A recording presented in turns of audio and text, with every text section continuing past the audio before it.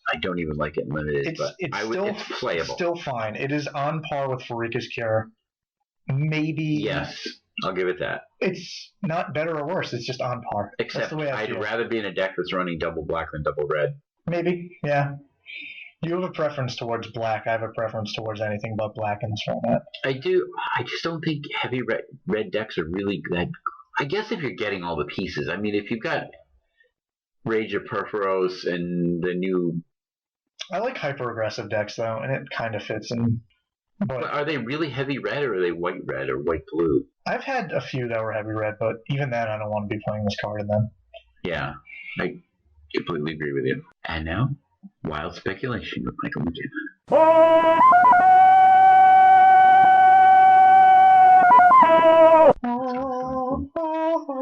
So, Mike, what do you get your eyes on? Tell me. I'm going to have money to invest here because I sold my Flooded Strands to Card Kingdom for store credit, and they gave me better than retail value for all of them. Which is hilarious. Like $76 for each of them. Which store credit. Which is a red flag for me. If they're doing that, these might spike. They might. It's possible. If they're anticipating a reprint too, and it's going to spike the value. Well, we're watching all the other ones go up. Like, oh, fun fact for those of you at home, Volcanic Island hit $300. I know. Yeah. For Star City prices, us in the real world are still paying like $180. Well, Channel Fireball was $300 too, wasn't it, or close to it? Still, yeah. I generally don't buy from them, even though I like them both for content. I don't think buying from either is very wise. But yeah, 300 beans. But not all the duels are doing that. Like, Bayous are still a reasonable price. They're like $80. I bought my Bayous for $40. Yeah. At TempleCon. Like, it's unbelievable. Yeah, the blue ones are just skyrocketing. Tropical Island Trop wasn't that bad. Yeah. It's like 130, I think. I was surprised the Trop wasn't up. If Volcanic was up, I was really surprised to not see Trop come up. But it's more expensive currently than Underground Sea, which is kind of surprising. That's surprising, yeah. Even though Underground Sea isn't as popular as it used to be, there's still this like belief that Underground is the best duel. And I guess it just never shook off. What deck you're playing, though? I mean, but Volcanic's been traditionally better. Yeah. For at least most of my time playing Legacy. Actually, I think Tundra has been the best historically. Yeah. But yeah, fun. Wastelands are at 130. That's. I think they're expecting again, like these a year to follow. A year ago, Wastelands were $40. Yeah, that sounds about right. They were around 40. Like, we are in this moment of hyperinflation, like we talked about last week, where all these card prices are just skyrocketing. Let's talk about hyperinflation. Look up the price of foil spell pierces, those at home. $75 as of right now. Ridiculous. $75 for foil common from Zendikar. Granted, one of my favorites ever, but yeah. Is this all just being driven by increased popularity in the game? Like, has Modern Masters drawn enough people into the non-rotating formats that this is just getting really hot now? That is possible. For Spell Pierce, I do believe someone just bought out the market. Because they were around like 15 to 20, and overnight they just skyrocketed. And I'm going to have to go back and look at like the figures on like TCG Player and how many were like sold over the course of the past like few days. Yeah. But so somebody's speculating on them maybe, or to drive the prices up, or I believe so, but I don't think that'll hold. I really think this is a $20 to $30 foil, and $75 is just absurd. This is also a card we will see again. Oh yeah, absolutely. Yes. It's a great card. It has a non-unique name to any format. Yes. And it'll come back. Wizards has done a great job with that, especially recently, in naming cards in a very generic sort of way. The big ones, like the Shocklands, are all very, like Hallowed Fountain is a very Sacred kind of non-specific. Foundry, yeah. That could be anywhere. But if you look at the common, Gruul Guildgate or whatever, those are very focused to the set. But even the temples are pretty vaguely named. I mean, you could put Temple of Misery in anything. Yeah, that's really easy to reprint. So those are very reprintable. And he's done a good job with cards like that, I think, recently. Much more than sometimes they did in the past. But so aside from everything, yeah, what's What do you think is going to be hot coming up? I think the key is to go back like 6 months in time and just buy every card in Magic. And I think you would have probably doubled your investment in that amount of time, which is insane. The price of cards, even cards I don't believe should be expensive. Like a lot of these cards, I've always felt could demand this amount of money. But there's cards that are like getting up there that just, what? Have no business. Yeah, it just makes no sense to me. Again, some of this is driven by the commander. Like I was looking for some the other day, and I was stunned to find out Coat of Arms is like a $2 or $3 card, or $6 or $8 card. Yeah, it was up there. Printings, which is hilarious. Which that should be like $1 rare, the most. Look at like even cards like Sliver Queen. Like how Sliver Queen is ridiculous. It's like $50 to $60. Yeah, and it's on the reserve list. All right, that makes a little more sense. I didn't realize that. That was a promise. That's because there was actually some uproar when they printed the first Commander events, and they had the oversized Sliver Queen or something. Oh, okay. The people were like, "You weren't going to reprint it," and dude, it's not a card you can put in the deck. Yeah. It's 6 inches by 4 inches. Yeah. So chill. So generally, at this point, it is. It's getting into scary territory. Like every week, I'm just getting a little more nervous because people may remember there was this whole thing with housing where everyone's like, it's never going to stop. Hooray. We're just going to keep making money forever. It's going to stop. And then America exploded. Yeah. And the housing just like, the financial value of houses just like collapsed. There was like so many problems. And I'm wondering what that break point is for Magic. It's not unusual to see economies go through boom and bust cycles. And this is excessive. Yeah. This is too fast. Like too much is happening too fast. And that's what worries me. The gradual increase of like a card over 3 months, if it's 10% to like 20%, I feel very fine with it because that's the natural like evolution of a card. Because like a $10 card going to $12 in 3 months is fine. Like nobody bats an eyelash. But we're having cards go from 5 to 40 overnight because people are so afraid that they're going to miss out on something being valuable, and in turn, it's forcing the card to become valuable. We're getting into territory where this is pre-release Planeswalkers, and everyone's like, I don't want to miss out on this. I'm buying this for $30 because it might hit $80, and it's starting to apply to everything. Court of Calling went from $5 to $35 in the span of 6 months. It's like unbelievable. Splinter Twins are nearing 30. Like this is unbelievable. There's still a ton of them out there too. It's not like these cards are that old. No, and they were printed heavily. It's not like availability is an issue with some. Yeah, nobody really cared about legacy staples. It's like it's weird to me when cards that aren't bulk jump so much. Like the $4 cards surprised me more jumping to 35 because people still have them and they didn't just like bulk them out. Yeah. But I don't know. This might actually be a really, really, really good time if you can find someone at a yard sale or Craigslist where that's unloading a big box of big boxes of bulk time. Because there is all kinds of stuff that's going to be hiding in there that's going to be worth money. Because people would just bulk box spell piercers and things like that. Yeah, like Ponders, Preordains, like all that. They're like all $1.50. Yeah, like you can, and everybody wants them. It's not like a card that there's like a ton out there, but people still need them. Yeah. Like Rite of Flame is like a $5 card. Why the hell is Rite of Flame a $5 card? It's banned in the only format it matters. I mean, if you've got a chance to grab a big white box that someone's unloading and go through it, it might be worth your time. Might be a good time to do it. You might be able to find $130 uncommons from Tempest. Yeah, it probably is a time you want to be really careful about spending your money right now, especially on the things that are like. I don't think I would buy Tarmogoyf for $200. That just seems really bad. No, I'm very happy I got them the day before they spiked. Yeah, and it seems like if you can find for like maybe $100, it's probably worth doing. That's probably a pretty safe investment. Oh, yeah. $200, not so much because he's not going to stay there.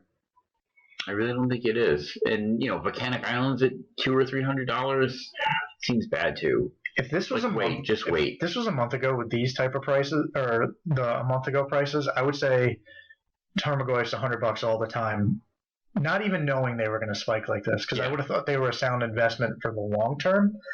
But the fact that they went up so much, that worries me. Yeah. These prices are, even if they don't scare people away, there has to be a breaking point. Absolutely. There has to be. Yeah. And we just can't know how close we are to it until it happens. But right now I'm slowing down. Like, personally, I'm finishing off all the like crappy foils I need for my cube, and that's all I'm getting. Yeah. I'm gonna hold a lot of my stuff, but a lot of like $40 to $50 mid-range stuff, I'm probably gonna move. Stuff like Vendilion Click. That's what type of card I feel like is movable right now. They're like $60 to $70, and I don't know, just 30 to 40 seems right. Yeah. And maybe that's just me having a old school view of it being 30 to 40 feeling right, but 60 to 70 does not feel right. Like, I cannot imagine people shelling out that kind of money for How do you move them usually? Do you eBay? Yeah, generally, if I want full price. But the last stuff I'm fine moving quickly, and I'll just sell to like dealers at right. like a So you get the PCQ dealer or something, prices. a Star City. Yeah. But not Star City specifically. I also generally So actually just haggle with. Yeah.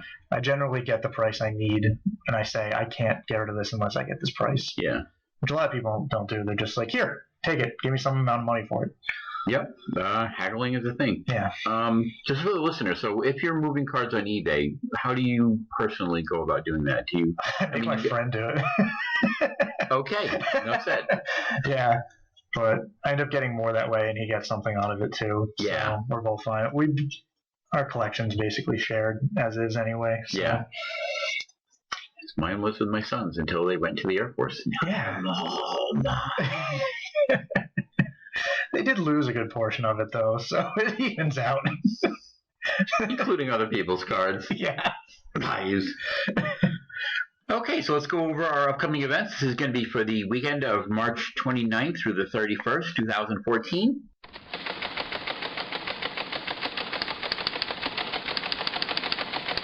Not terribly relevant is GP Beijing.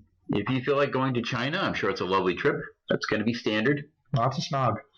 Lots of smog. Enjoy it. Bring breathing equipment. Star City is running in Charlotte. This is their regular Legacy and Standard, but they're also doing the Invitational this weekend. So that's fun to watch. There are 2 TCG Player Max Point Series, 1Ks, or 5Ks actually. One is in Hartford, Connecticut. That's going to be standard. One is in Waco, Texas. That's also going to be standard. So a lot of standard action this weekend. Ooh. Not much Legacy, but we'll see. Who knows what Charlotte's going to put out. The Legacy lists have been fun lately. Yeah. All right, thanks everyone for listening. You can leave us feedback for the show at MagicChatPodcast@gmail.com. You can find us on Facebook at facebook.com/groups/MagicChatPodcast. As I mentioned earlier, I am tweeting now. I'm on Twitter at MagicChatDan. Let us know what segments you like, what you didn't, what topics you'd like to hear. And until next time, keep up the conversation. So what do you think about, actually, what do you think about punishing Jund as opposed to non-punishing Jund? I'd much rather punish people. I think it's better. I like punishing Jund, yeah. I feel one more over the burn rules that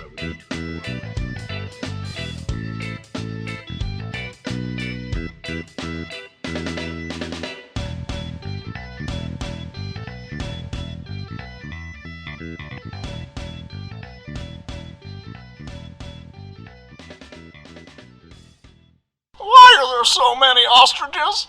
I was promised only a few ostriches. Oh, Pizza's done already? fantastic. Michael McKenna is stepping away from the studio to retrieve his shitty microwave pizza. When he returns, recording for the podcast will begin. Fucking pizza. It's one with the box. It looks like a special effect from Aliens or something. It's like a special needs pizza.